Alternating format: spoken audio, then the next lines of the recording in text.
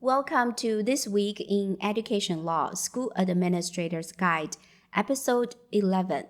A couple weeks ago, in my episode on school liabilities for school shooting, I discussed school negligence lawsuits brought by school shooting victims after Columbine school shooting and Parkland school shooting. In those cases, the attackers were students.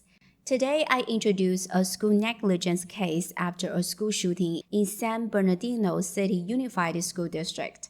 In this case, the attacker was a teacher's husband. The Court of Appeals of the State of California recently made the ruling. In this case, Anderson was the estranged husband of Karen Smith, who was a teacher employed by San Bernardino City Unified School District. On March 17, 2017, she left him after he accused her of infidelity. She also contacted an attorney to remove him from the house because it was her house. In less than a month, on April 10, 2017, Anderson arrived at school's front office under the disguise of dropping something off for his wife. The receptionist, who knew him as Smith's husband, witnessed him sign the visitor's log as required by school policy, but never asked for identification. Previously, Anderson had been to the school and never posed a threat or caused any problem. Smith never informed anyone at the school or the district about her marital issues, and the school principal never observed any suspicious injury on Smith. The receptionist therefore allowed Anderson to enter the school building and proceed to Smith's classroom without notifying her of his presence or asking permission to send him back. Smith's classroom did not have a door, it only had a curtain. Anderson entered the classroom, shot and killed Smith and a student. He then committed suicide by shooting himself.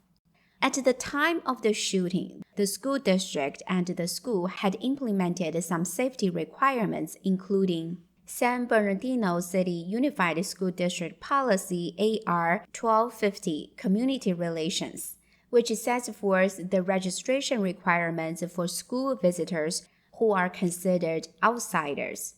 Outsiders are defined as anyone other than a student, parent, Board of Education member, public employee whose employment requires being on school grounds, representative of a school employee organization, elected public official, publisher or reporters of a newspaper, magazine, or other periodical, and a radio or television station.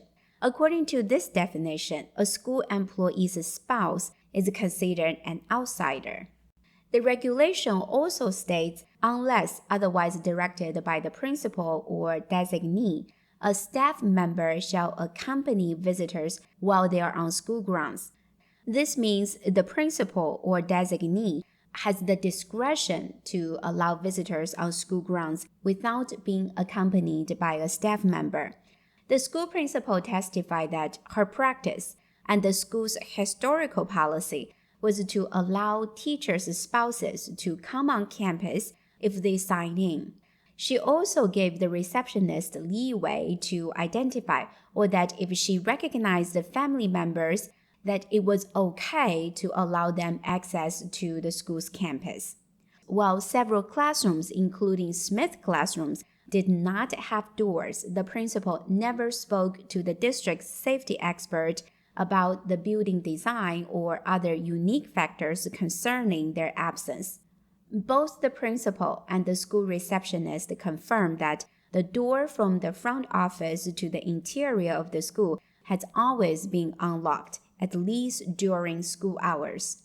8 months after the school shooting, students and their parents filed a lawsuit against the school district, the school's principal, and the Smith estate, alleging negligence and dangerous condition of public property. The trial court ruled in favor of the school district, holding that the school district owed no duty to plaintiffs because the attackers' actions were unforeseeable and the school property was not in a dangerous condition. On appeal, students and their parents argue that the school district had a duty to take reasonable steps to protect the students from criminal activity, and the district created a dangerous condition by failing to lock the front office door and equip classrooms with doors that locked. The Court of Appeals affirmed the trial court's judgment that was in favor of the school district. To establish a negligence claim, plaintiffs must prove that, first, the school district had a legal duty of protecting students, second, breach of that duty, third, causation, and fourth, damages. The key issue in this case is whether the school district had a legal duty of safety and care. Morally and ethically speaking, you may think, of course, schools have a duty to protect students. But legally speaking, neither school districts nor their employees are the insurers of the safety of their students. Still, school districts do owe students a duty to use the degree of care which a person of ordinary prudence, charged with comparable duties, would exercise in the same circumstances. A school district does have a duty to use reasonable measures to protect students from foreseeable injury at the hands of third parties acting negligently or intentionally. An important part in the school district's duty is whether an injury is foreseeable. The court reasoned that there was no evidence suggesting that the school district had actual knowledge that the attacker posed a risk of harm to Smith or anyone at the school. Quite the contrary, the attacker had previously visited the school without incident, and Smith never expressed any concern to family or the school district about her husband's potential for violence or her safety. As the school district employee, Smith had no duty to disclose her marital status of being estranged from her husband, which was not related to her employment as a teacher, especially when she had no concern that her husband posed a threat to her safety. With hindsight, everything is foreseeable. But for foreseeability in the context of a duty to protect, more than a mere possibility of occurrence is required.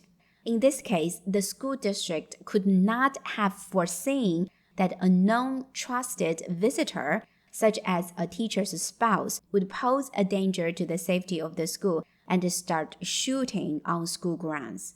Students and their parents also argue that the injury was caused by a dangerous condition of the school property because the unlocked front office door leading to the classroom, along with the absence of lockable classroom doors, created a dangerous condition.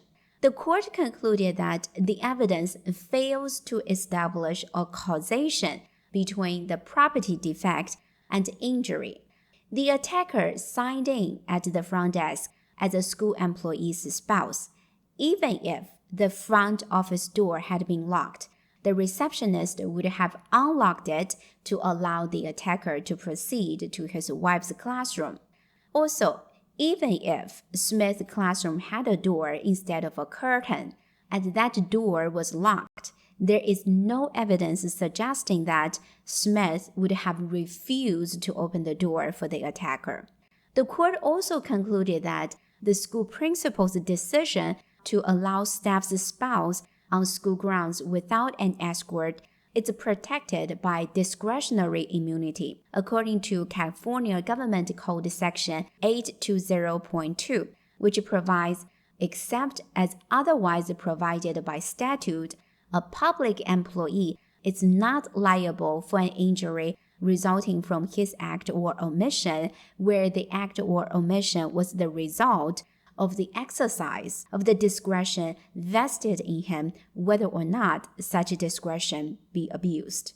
School shooting is a tragedy. The court acknowledged the traumatizing violence students and their families experienced, but the evidence presented in court suggested that the school district could not have foreseen this tragedy, therefore imposing on the school district a duty to ensure that its school is safe from every trusted visitor would be entirely unfounded and unfair. In this video, I discussed school liability and the potential negligence in school shooting. I hope the case introduced today is helpful for your daily work. I'll see you next week in This Week in Education Law, School Administrator's Guide.